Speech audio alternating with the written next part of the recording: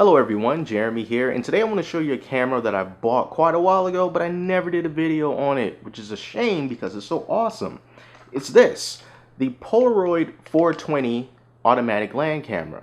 Of course, made by Polaroid within the 1970s, which puts this camera at or around 40 years old.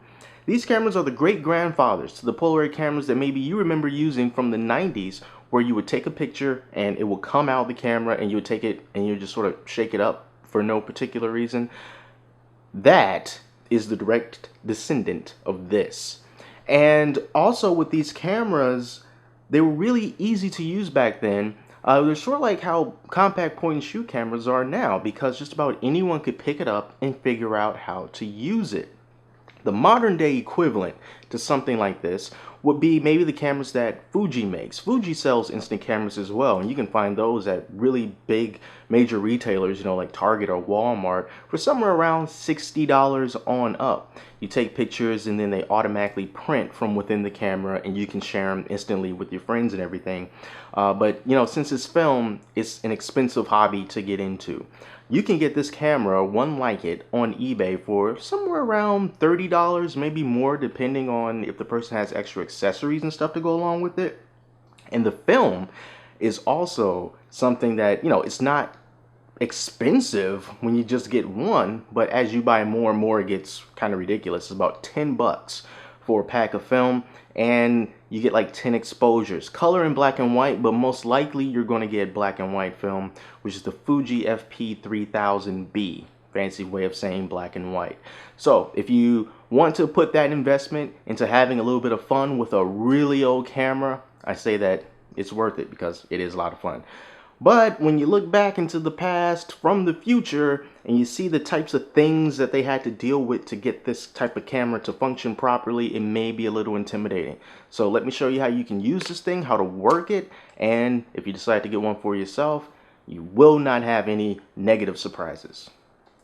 So first things first, you're going to need a battery, because the battery is the only way that the shutter is going to open and close. And if the shutter doesn't open and close, you can't take a picture, unfortunately.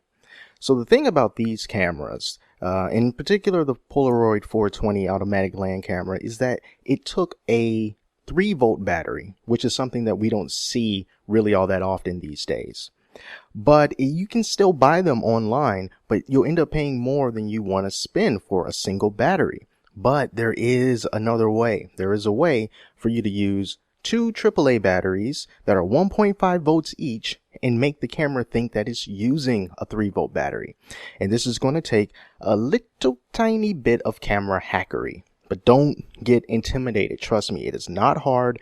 I know nothing of hacking hardware and mechanical ingenuity and all that stuff. I have no knowledge of that. But I'm still able to do this because it's just that simple. I'm going to tell you how you can do it. Inside of the camera, this is where the battery holder is. This is where the battery is, right inside here.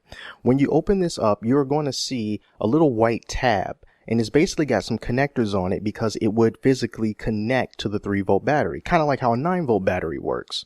But you don't need that tab anymore. So you can just cut that off with a pair of scissors, and what's left over are 2 wires. There's going to be a black wire on the inside, and there's going to be a white wire on the inside. From there, go to a store like Radio Shack and buy, for really cheap, a AAA battery holder that takes 2 AAA batteries, and make sure that they have the wires attached on the other side too. When you do that, the only thing that you have to do is just strip these wires a little bit of their coating so that you can expose the actual copper wire. And then from there, all you have to do is twist the black wire from the holder onto the black wire that's coming out of the camera. And then all you have to do is twist the red wire that comes from the holder to the white wire in the camera. And then secure it with some electrical tape so they won't come undone. That's it. That's all you have to do. Now, some people have managed to take the battery holder and modify it so that it could fit within the camera. But, you know, I don't really care about that. I just took some regular old Scotch tape and just taped it to the back of the camera. I just want to take the pictures. So the fancy, you know, stuff, that I really don't care about that. So there are plenty of videos online that will show you specifically step by step how to do what I just described. But trust me, It is not difficult at all. As long as you have a little bit of wire to work with, you will be fine. So once you got that all installed, you need to see whether the shutter is actually working, whether the limited circuitry in the camera is still operable. And this is how you test that. Now you need to make sure that the shutter is actually working, even though you put batteries in it. Now, one way to test that is to, well, first, don't have any film in it. And then this is how you test it, basically. So this opening right here is basically what reads the light of the camera. It tells the camera whether to have a fast shutter speed or a slow shutter speed. This is where all the light is going to go through. You want to block the light. Make the camera think that it's completely dark. And then you take this lever here and pull this lever down. That cocks the shutter. And when you cock the shutter, it tells the camera, hey, I'm getting ready to take a picture. So once you got your thumb over the light reader, and then once you cock the shutter down, all you have to do is trip the shutter. Press this red button that says number 2. And when you do that, you will hear one click. So when you hear that click and you register it, you take your thumb off of the light reader, and you should hear a second click, and that will indicate that the shutter has opened and closed, because when you got your thumb over this and you trip the shutter, it's going, well, I want to expose a picture, but it's so dark I can't see anything. So the camera's trying to take in as much light as it can to make a proper exposure. But when you take your finger off and suddenly have a bunch of light running into the camera, it goes, oh, there's the light, and then it goes, all right, shut the shutter, because it doesn't want to overexpose. That's how that works. Now, I can't show you that in action, unfortunately, because there's film in here, and if I do that, I will ruin one of my exposures.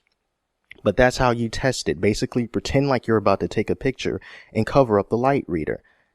Cock the shutter, trip it, take your finger off. And if you hear that click, click, you know that the shutter is working. And if you look really closely, you'll see it opening and closing too.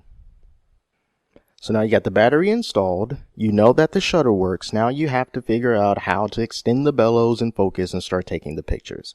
And this, of course, is also easy. It's not something that we're familiar with, but it is easy to do. So this is what you do. Right here, there's an arrow that points up, and there's also a number 1 on the side of this switch. All you have to do is just push this up. Push it up lightly, gently. Just press it up, and that unlocks the bellows. And then from there, you just pull it out until you hear a click.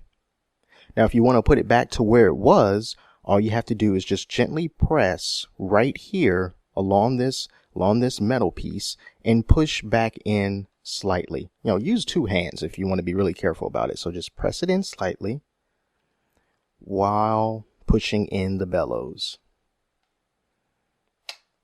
until you hear a click. All right, so let's extend it again. And that's all you have to do to extend the bellows. Now you're ready to start taking pictures. Now here's the thing. Unlike cameras today, where you just look through one viewfinder and then that does your focusing and you do your composing in that as well, with this land camera, there are 2 windows you have to look through. One of them is a focusing window, and the other is the composition window, the window that lets you see what you're actually going to be taking a picture of. So when you look through this focusing hole, it's very small, but you have to look through in order to focus.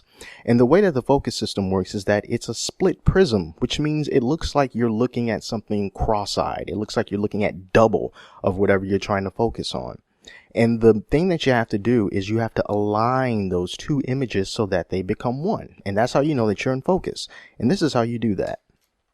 There are these 2 levers on the left side and on the right side. And you have to push left and right. You see how the bellows are extending and retracting as I do that? That's how you focus. So you put this up to your eye, and then you just move these back and forth as fast or as slow as you want to do it in order to line up those 2 split images. And once you have those images lined up, you look through the viewfinder here, get your composition, and then press the number 2 red button to take the picture. Make sure that the shutter is cocked too, right here. Make sure that that shutter is cocked. And once you do that, you are done. You are done. So a couple more things to say before we try this out is right here. You'll see that there's a switch here for 75 and 3000. That's just telling the camera what kind of film you're using. So if you're using black and white film, chances are it's going to be the Fujifilm FP3000B. So just make sure that it's at 3000. And then loading the film is done with this compartment in the back, and you have to open it up by flipping this lever here. It will open the back, and the film looks like just a cartridge. You know, it's not difficult at all. You just put the cartridge in there and then close it back up. You know, it's really simple. That's not something that you can really mess up. Just put the cartridge in there, but once it's in there, don't open it until you are. And don't open it until you're done taking all the exposures, because once you put the film in here, there's going to be a tab that you have to pull out, and that will basically leave the film ready to be exposed in the camera. And if you open the camera, you'll flood it with light and you will ruin all the film that's inside. So once it's in there, it's in there, and you get about 10 exposures per packet. So that's how you take pictures, but you know what? Let's go and take a picture ourselves right now. So now I'm going to take a picture of the patio right over here. It's not the most exciting picture in the world, but I think it's good enough to show you how you can take pictures with this thing and you can see how they turn out.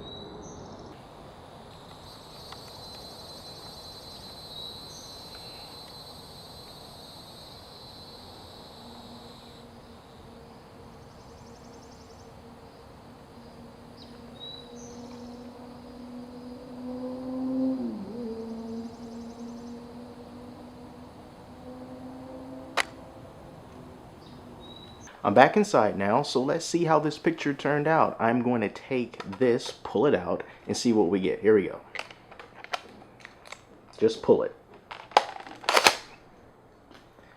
And this is the picture. Give it a good firm pull. And now we wait.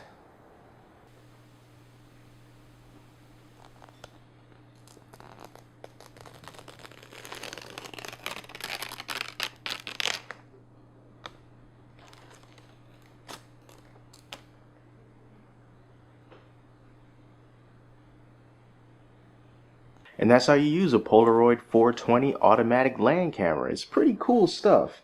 And also, this piece of paper here that I basically peeled off to get the real photo, this is the negative. This is the negative. So if you ever want to take this, there are some people who know how to scan this, and you can also get another print of your picture in case you lose the original. So, you know, kind of like when you have 35mm film and the negatives are those brown strips that, you know, most people just kind of kept in the packet and didn't do anything with. That's what this is. This is the negative. So keep that if you ever want to have the photo again. And also, one thing to note is along the side here of the film, along the side, it gives you some recommendations for how long you should keep the picture on the chemicals before you take off the picture and see what it looks like. And it's all dependent upon how warm it is where you are. So it says that, you know, between 95 degrees Fahrenheit and 75 degrees Fahrenheit to basically keep it on there for about 15 seconds. That's cool and all, but the film these days, I believe, is self-terminating. So you don't have to worry about your picture getting too exposed with the chemicals because it will self-terminate. So you can just keep it on there for however long you want. Just make sure that you keep it on there for the minimum amount of time that is on the package. Because I kept it on there for about 2 or 3 minutes before I actually peeled it off and showed it to you. So yeah. Lastly, it's just the picture I took, and if you notice, I got the tripod leg in there. Boo. But, you know, that's the thing with film. If you screw it up, that's it. You know, I couldn't just go back and, oh, let me just redo it. No, you have to get it right. And if you don't get it right, well, then you just have to use another exposure. That's the way it goes. So, yeah, that's it. It was fun times. So go check out old land cameras if you want. It can be a lot of fun, especially if you take something like this out in public. People will be like, whoa, look at that old camera. You will look interesting, I promise. So thanks so much for watching. Until next time, I'm Jeremy, and I will talk to you later.